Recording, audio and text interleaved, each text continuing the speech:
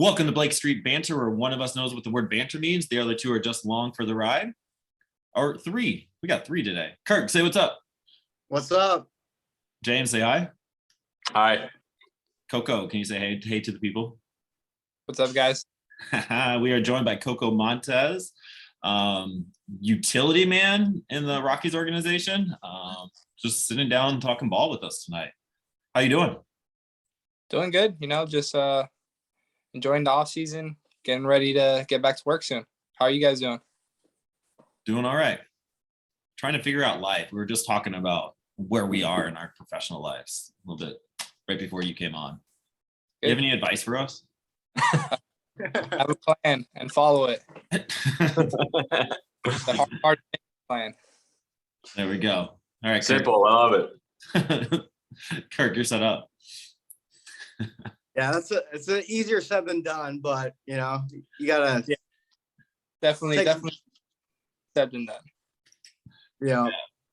Have you been golfing? I see the ping hat. Has that been heavy on your off season? It was in the past. This off season, haven't made much time for it, but I'm letting my hair grow out right now, so it's kind of a mess. That's why I've been wearing the hats more often. Trying to hide it up. All right, appreciate that. Yeah, I mean, I get that. I mean, James should probably be wearing a hat right now too. I just got a haircut. It was really long before, but speaking of off season, what are you doing to get ready? Are you doing a lot of training? Where are you at? I'm back in What's your plans? basically just working out, hitting, throwing, mobility. I have a set plan on what I wanted to attack this off season to try and improve, and it's been going well. So we'll see. I'm excited to go put it on the field and see how it turns out. Have you heard anything about where you're going to be starting out at or anything like that? Nothing. Just show up to spring training, play some baseball, and they'll make some decisions by the end of the season. They kind of just tell us. Yeah. Is that nerve wracking every time? Because this is your second time doing it, right? This will be my third spring training. Third spring training. Didn't know if you did. One got COVID. Yeah. Okay. But no, I just got to look at control what I can control.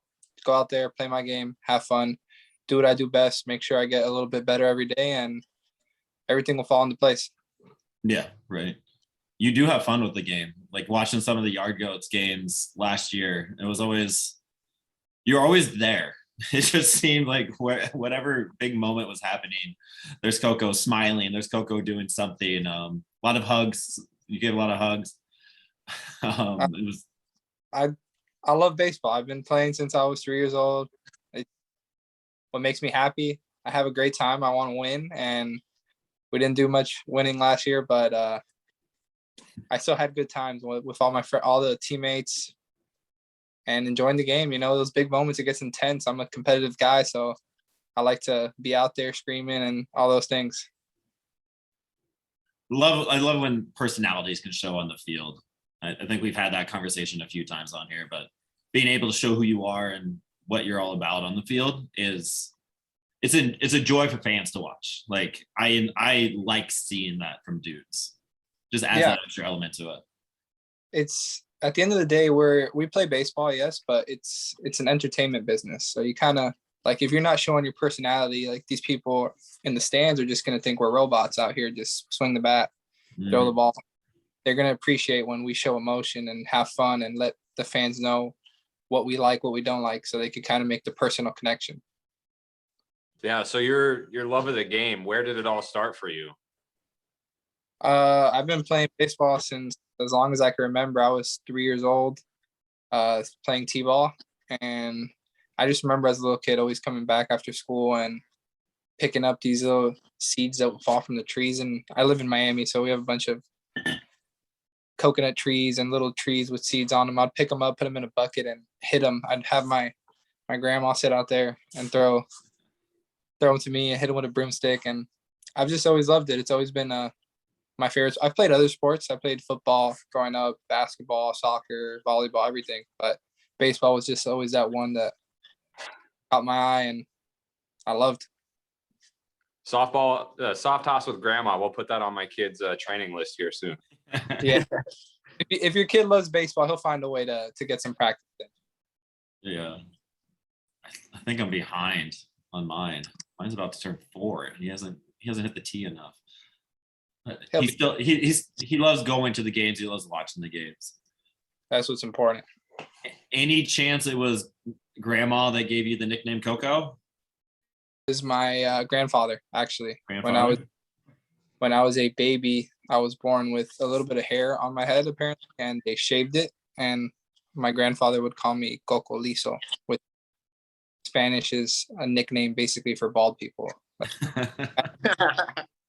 And I was named after my dad. I guess they needed a nickname for me anyway, and Coco just stuck my whole life. That's adorable. I love that. I don't think anybody would have ever guessed that. No.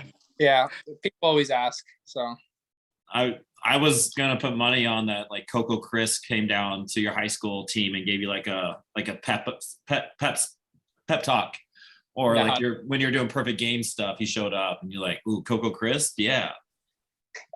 Not it though. Your story. cool too. Yeah, your story is way cooler. So growing up in Florida, playing high school ball, you were like really big into the perfect game stuff. I saw some of your old highlights from your sophomore, junior, senior year. What was like playing ball down in Florida? Like you ended up getting drafted like at 18, 35th round, like growing up down in Florida, playing ball. Like, how was that? It was the best. It's just growing up competitive baseball ever since I was a 3-year-old. I think we started playing like tournaments, travel baseball when I was like 7 years old. It was like local tournaments, but there's just so much talent in Miami, South Florida within that like 2-3 hour radius that there's so many teams, so many players. And growing up through high school, seeing my teammates, like we play in the summer together, like our lineup is, we're in high school. So it was pretty cool. It was like Vanderbilt commit, Florida commit, Miami. I was like one of the smallest commits on my team. I was going to the University of South Florida. No one really kind of knew what that was, but I think it's definitely made me definitely a big part of the player I am today. Just having all that competition around me, making me elevate my game always ever since I was a little kid. Yeah. So I guess what was high school baseball like? Because we grew up in small town, like 5,000 people. We didn't even have a high school team. We had Legion ball. That was it. Yeah. So like big time Florida. Did you play high school ball? Did you play club ball? Like, how does that whole scene work? So basically growing up, you play in the park ball, travel ball. And then when you get to like 7th, 8th grade, they have the high schools have teams for the middle schoolers. Basically kids that they know, like, all right, you're zoned to go to this school. You can go try out. If you're a baseball player, go try out for the team. Coach gets to see you, starts putting you into the program or whatever. And I was in 8th grade, and one of my teammates from when I was little was growing up. His older brother had graduated from high school and he was coaching the 8th grade team. And he was like, hey, come play with me. And it was the school that I wasn't zoned for, but they had a business program where basically I can be from a different area and go. So whatever, I ended up loving it, go to the school. And then from there on, it was just competitive baseball, playing in Miami. My senior year, our district, which is just like 5 teams in the area of the region, all 4 of the teams had their starter was sitting 88, 91, which in high school, pretty good. It wasn't obviously like the whole team was stacked, but each team at least had one really good pitcher like that. And there was 3 of my teammates are actually still playing professional baseball.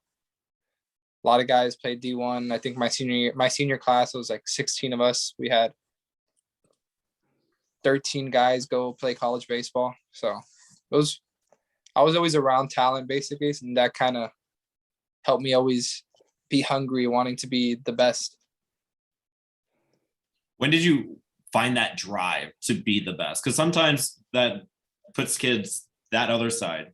I'm not here for that competition. I'm not ready for that. Like, when did it like hit you? Like, I'm all about it.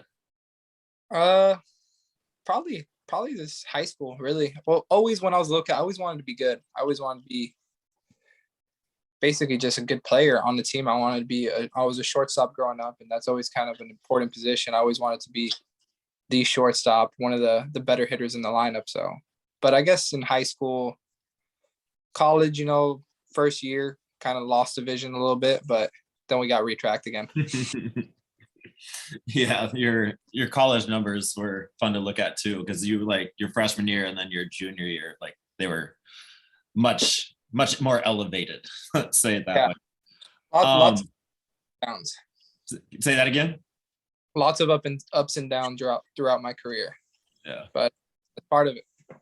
I mean, not these last 2 seasons. Might as well just ask about that. You had the same batting average last 2 seasons. Yeah, I know that was actually kind of crazy. I wasn't expecting that. It just happened. It just happened. Like you had like 70 at bats less this past year, and then but your slugging percentage went up. What was that part of your goal last year? Like, let's bump up the power numbers a little bit, or was that just coming natural as you get a feel for it? Just coming natural as I've been progressing, like throughout it was 2 years since I played that low A season, basically, or a full year in between where we really didn't do anything. Right. I kind of transformed my body, got in better shape. I actually lost weight. I was playing probably like 10, 12 pounds lighter than I would have. And when I was in low A, cut a lot of body fat, and just better swing. Was working on my swing a lot. I knew my swing needed to work. I finally got it to a spot where I needed to be. And it just went pretty well this season, but there was still a lot of improvements that I needed to make. And I'm really focusing on those things. But that's the one good thing about that. I've been fortunate enough. I've been able to stay healthy. When I get to play 120 games, we have so many numbers that I could look at the end of the year that I could really reevaluate myself and make a solid plan on what needs to be worked. Like my strikeout rate went up. Okay, why? Okay, I'm chasing this pitch is in this zone. I don't hit the ball as hard in this zone, so I should just probably eliminate that zone completely, not even think about it, because then it's going to lead to more chase and just things like that. So I guess just like I said earlier, having a plan is what really has helped. Not just going out there and hitting and fielding, just really focusing on what the numbers are there for a reason. They work. There's a reason the Rays win games on a minimal salary base. So just falling in love with numbers basically and using them to my advantage has helped me a lot. So you sound like a big guy on analytics. I wouldn't say big, but definitely like when it comes to me, I'm not into all the numbers like WAR and things like that. Like I know what they mean, and I'm just more looking at like pitches thrown to me. I guess that is, you can say analytics. It's not really just going up there and thinking whatever. Oh, I didn't hit the ball hard. I wonder why. Like I should just go hit more baseballs in the cage. Like it's actually more that plan. Yeah. You're using numbers to make yourself better and develop that plan. Like that's basically, yeah. Really, Yeah, we're like WAR is like you're rating yourself off of a number, and that's like how are you gonna get better off your WAR number? Yeah. Yeah, it's not going to take you anywhere. So is that, if you don't mind sharing, like, is that one of the things, is that the main thing that you were looking at improving this offseason? Was that zone, like eliminating it? Basically my swing rate was too high. I swing a lot of pitches out of the zone. So basically my thing was this year, I'm going to focus this whole off season on decision making. I felt like my swing's been in a good spot. So just working on not chasing. So in practice, I basically do a lot of where my BP coach is trying to strike me out. He's throwing like a game. We'll find a distance to where it's equivalent, that the miles per hour he's throwing is equivalent to like 100 or upper 90s at 60 feet. And we just battle every day and do machines like that too. Like I'll take a swing off a machine and I turn around, he moves it. So I have to be ready to like actually focus on the zone and only swing my zone. That sounds really So fun. yeah, so going to your approach to hitting in general, what's your kind of approach when you get up to the plate? Are you guessing pitches, for lack of a better term, or are you just reacting? So I'm more just kind of last year at least. So last year I was basically just trying to hit anything that was in the Just all right. If it's coming out of his hand and it looks like it's going to be in the strike zone, I was swinging. And then this year I'm kind of focusing on making that zone smaller. Like I'm going to give the pitcher the edges, the corners. I'm going to aim small so that I miss, because all those times that I was trying to cover the whole zone, they're throwing good pitches at me that start low and away and they break off. I'm swinging at them. If I don't even attempt to swing at that one that's like already low and away, it's a ball. I take it, whatever. And if it is in the corner, okay, fine. Do it 3 times. If you miss a little bit over, that's when I gotta to take advantage. But I'm not gonna go and swing at your stuff. And it was hard. And I've tried it a little bit in the past, but I just mentally I take a strike and then I'm like, oh my God, I can't do that. But this year I'm really, it's an approach that most major leaguers use, and I got to be able to adjust to it. That, like, I'm just sitting here thinking about like how hard that would be. Like, you're up there, you don't have a lot of reaction time, yet here you are trying to change your reaction time and seeing it even quicker and faster. And that's going to take a lot of time and a lot of practice and a lot of patience. Like, I would see myself maybe like 2 or 3 games, like, if this ain't working, I gotta go back to what I was doing. Now that's the thing. You gotta have the plan. You gotta trust it and just get 1% better every day. You know, I'm not looking to be the best version of myself tomorrow. I know that I'm gonna keep getting better, and I gotta trust it and just follow my plans basically. And eventually I'll get to where I want to be. Rome wasn't built in a day. I like you, Coco. I like it. So is that what your mentality was when you decided not to use batting gloves?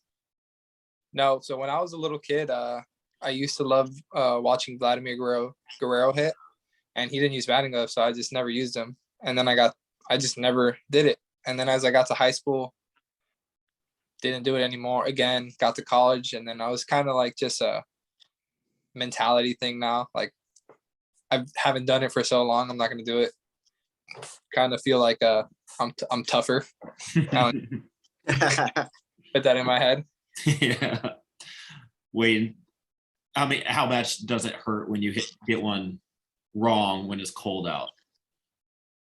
Oh, it hurts a lot. A lot. Yeah, I can just feel that. Now, I guess, this was the first year where AA, we were playing in cold games, and they actually have like warmers in the dugout. So that was nice. Usually in college and stuff like that, there was no warmers. My biggest thing with batting gloves is the grip part. Do you have any issues with it slipping out of your hands or anything like that? I used the clay to dry my hands. Okay. I just grabbed some clay. In the off season, like indoors, when I don't have clay and stuff, I'll put batting gloves on, just because if not, I'll throw the bat. And it's just no point in me throwing the bat in the cage. But in the game, whenever I'm outside the field, I never use batting gloves. As long as there's clay. Yeah. A little funny story is I set up a little batting tee in my living room here, and I was taking hacks, and I wasn't using gloves, and now there's a hole in my wall because of that. So yeah. Now I'm using gloves from now on. I remember me and Willie MacGyver. I know you guys had him on, I think, right? Yeah, Willie Mack. Yeah. He's we were hitting in spring training one year. I think it was before our low A season. And he would always be like, damn, Coco, I want to use no batting gloves like you. And he took his batting gloves on, and first swing in the cage, he just threw the bat on top. Batting goes back on. That's hilarious. You still give him shit about that, right? Yeah. That was my roommate on the road this year. Oh, that's fun. That's cool. Willie Mack's a good time. He's a good guy. Yeah. I like that. So going back to a little bit of your story, you were drafted twice, once in the 35th round, then the 18th? Yeah, 15th in 2018 by the Rocks. What was your experience, what was the differences in those two experiences? In high school, I knew before the draft that I was going to college. I had a couple of scouts reach out to me. They basically told me the deal, and I was like, I'm going to college. I know I'm not a big prospect. I had it in my head already that if I wasn't going in very early, I wasn't going to sign. And I knew after my season that I wasn't going to be going very early, but they just called my name, I guess. And they actually gave me a call when I did get to college. They're like, oh, we had a couple guys that didn't sign. The deadline's tomorrow. Like, what, blah, blah, blah. And I was like, I'm in college already. Like, don't even worry about it. But in college, it was a little different because I was actually hoping as my junior year, I was like, all right, I gotta get drafted. And it wasn't that stressful of a day. A couple calls with my agent, and the Rocks picked me up in the 15th round, and been going with them ever since. Yeah, here you are. That had to felt pretty cool, like saying no, leave me alone, like as a freshman in college. Like, I'm good, dude. Just, No, I'm good. kind of like a thing. Like I knew what they were gonna offer, and I knew I had already made a decision of the amount of money that I would sign for, no matter what. If not, I'm going to college. Yeah. And I knew it just wasn't going to be anything near it. I was very realistic with the position that I was in. Yeah. Had a plan, stuck to it. Yeah. I was hoping like we get some kind of scandal. Like, no, I wasn't going to play for the Nationals. Wasn't going to probably go into that organization or anything. So Not that. So college, South Florida, AAC ball. What was that like? it was awesome. I loved it. Freshman year was tough. It was a wake up call. I kind of had to learn how to be on my own and make the right decisions and like that. But after that, we had a new coach. I went into University of South Florida. They had just hired a new coach. We were his first recruiting class. And he basically, when we got there, he was like, all right, you guys are going to play. And we sucked, but we got the experience. So then the next 2 years, we were pretty good. We won 40 games my sophomore year. We have a lot of guys that we had. Shane McClanahan on that team. He's a starting pitcher for the Rays. Phoenix Sanders, AAA for the Rays. I expect him to. He was their closer all year. Real good numbers. Hopefully he makes his big league debut. David Villar, which was in AA, playing against me with the Giants, hit 18 home runs this year. So we had some talent at South Florida, and it was awesome. I loved it. Mm-hmm. Had a great time. Yeah, Villar was your up the middle mate, wasn't he? He played third. Oh, okay. He was next to you. My freshman year, second my sophomore year, and then short my junior. Okay. Yeah. What was it like being around Shane McClanahan? Like, because he does both pretty well. It was kind of a shock. Like Shane McClanahan? Yeah. It was a shock so my first 2 years, we played games in the fall, and we had my sophomore year won in the first round. So we had scouts ball games. And then my junior year, first game of the fall, Shane's pitching. We get to the field and there's like 40 scouts in the stands. We're like, whoa, we didn't expect that. And then we knew Shane was like, had a lot of hype around him. He was throwing hard and stuff, but it was crazy. It was awesome because he brought all those eyes, and they were able to see me, David, all the other guys that got picked up that year. Andrew Perez, our closer. So it was nice. And he threw hard when he was on. He didn't give up a run for the first like 6 my junior year. That's incredible. Yeah. Did you ever take him deep in like practice? No. No. Struck me out a bunch of times, and then I walked a couple times. I think it was like first inter squad of the spring. My junior year, I was a lead off the scrimmage, and he was pitching, and he struck me out with like a 99-mile-an-hour fastball, like the first scrimmage of the spring. You're not supposed to be piping 99 this early, Shane. Yeah, that's ridiculous. Some of the talent. I'm sure you saw so much talent. Just, I mean, like you said, just growing up around it.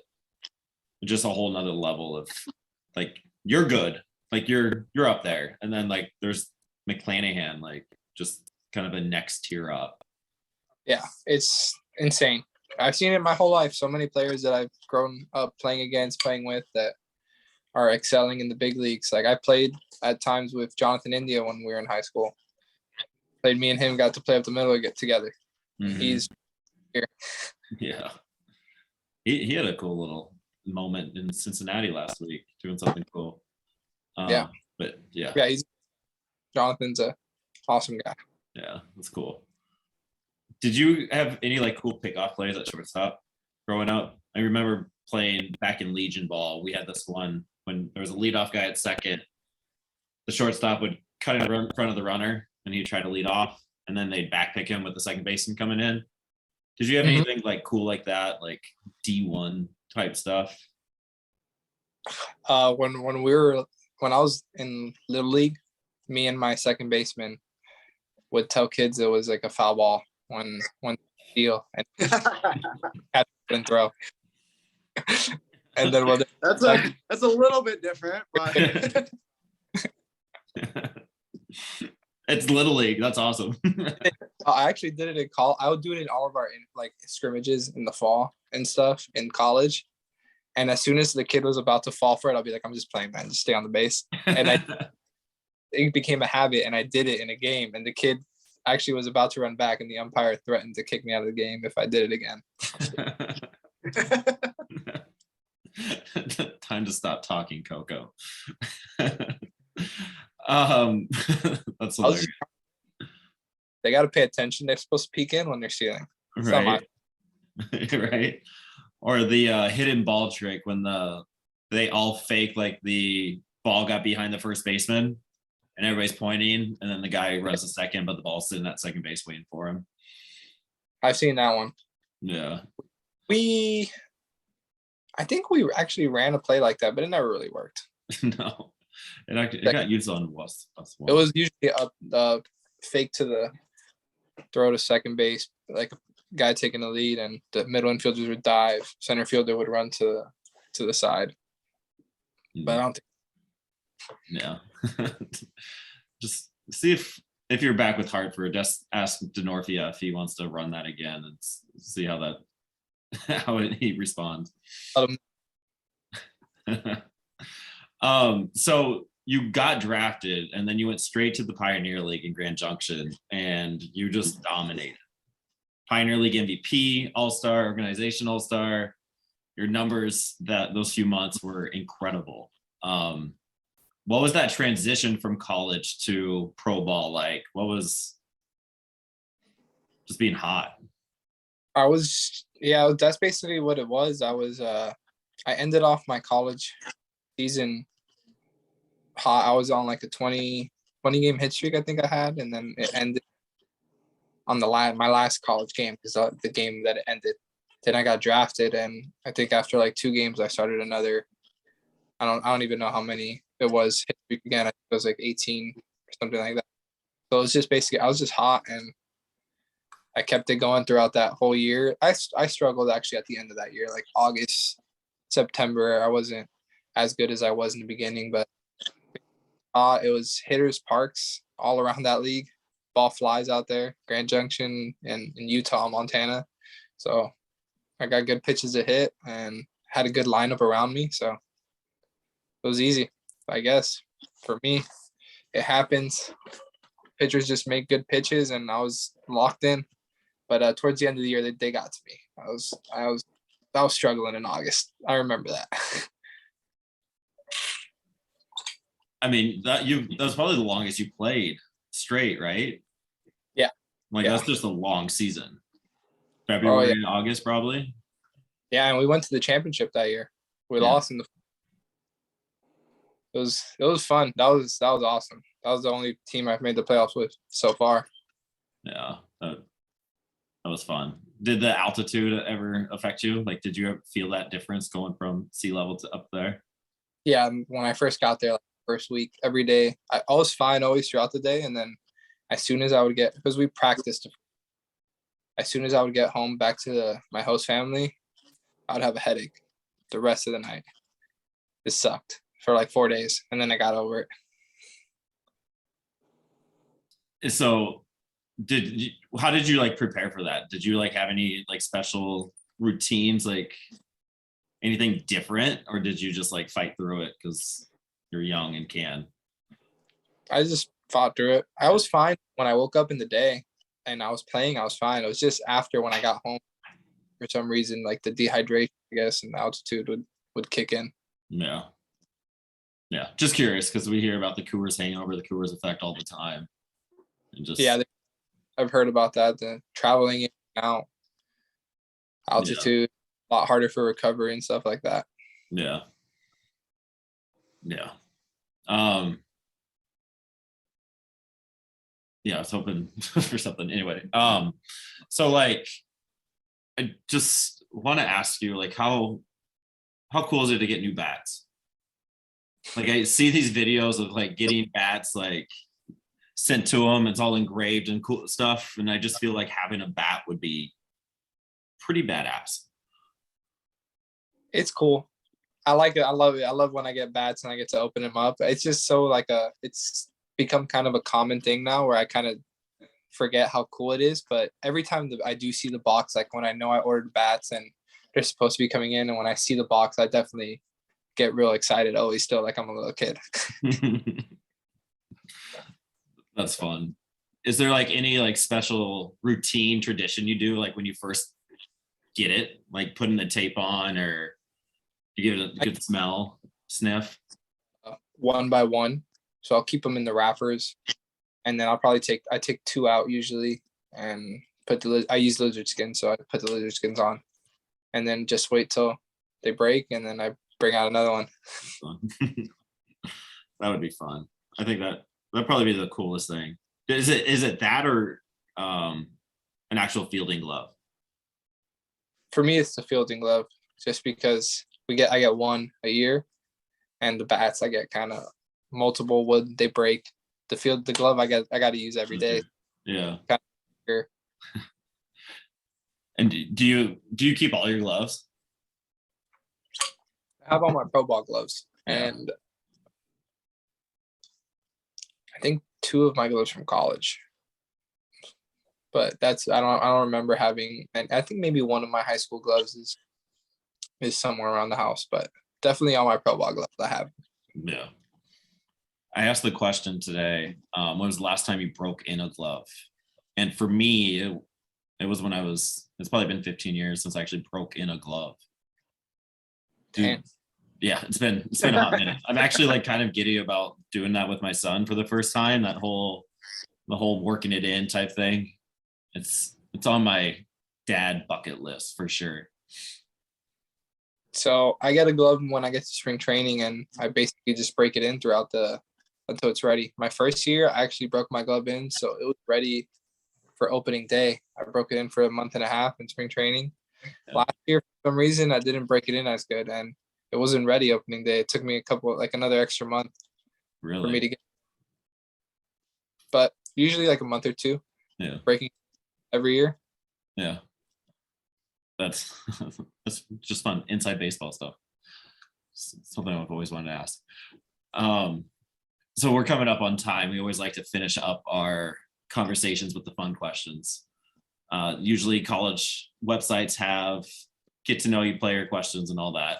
South Florida did not have that for you. Nope. So what is like your go-to meal on, let's say, a game day? Give me a game day and an off day, maybe an off season go-to meal. Game day.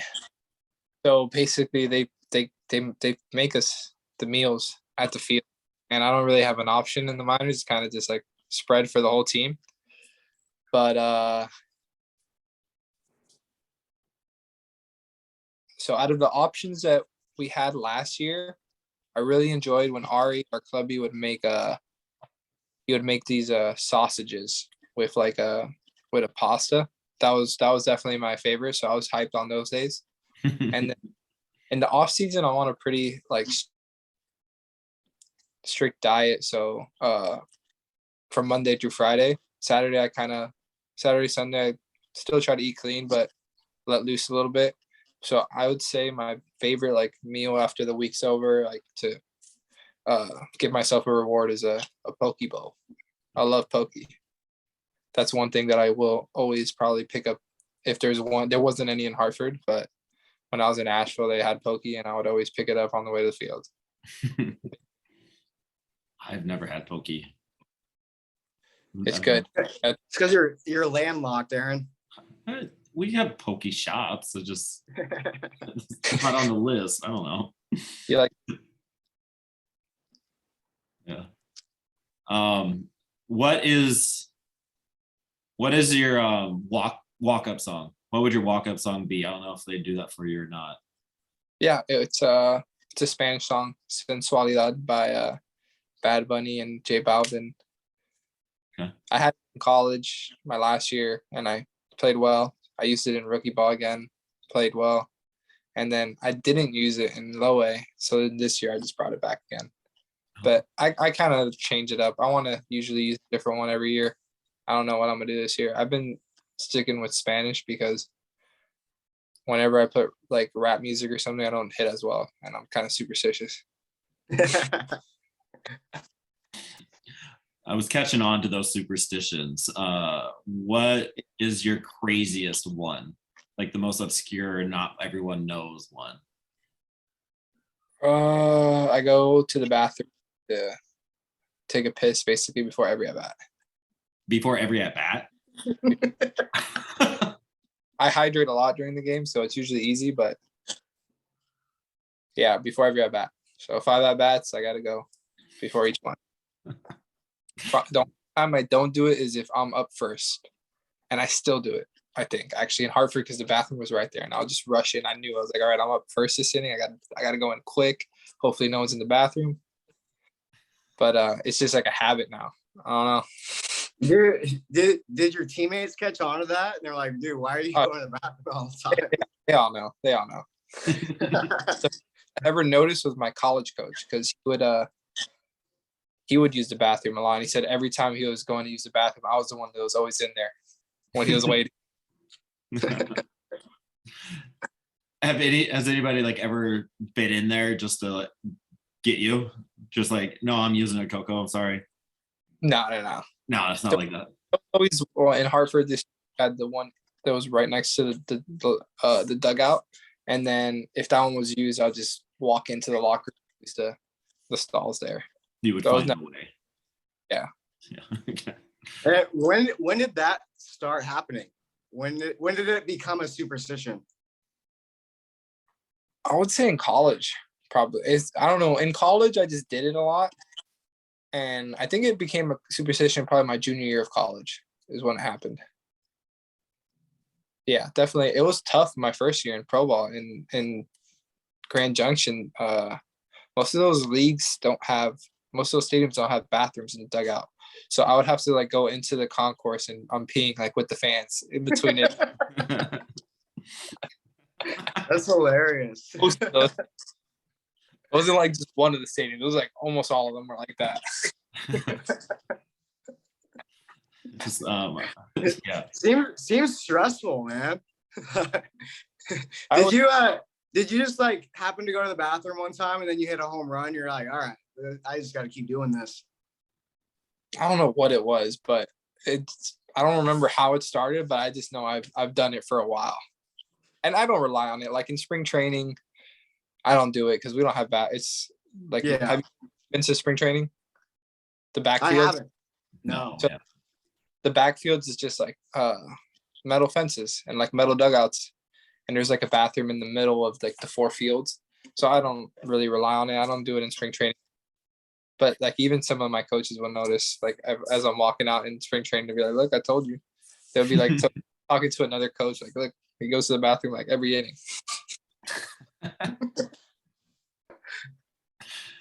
Yeah, I was not expecting that. That's awesome. Yeah, that's the craziest one for me at least. My craziest addition. Yeah.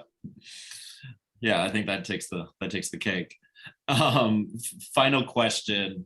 What is your favorite like personal baseball moment? The best moment for you on a personal level? Personal level.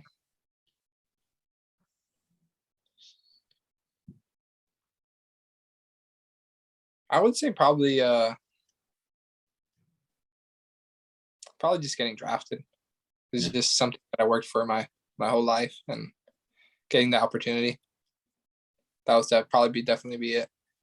MVP for the Pioneer League is close second. Yeah. but that's cool. drafted.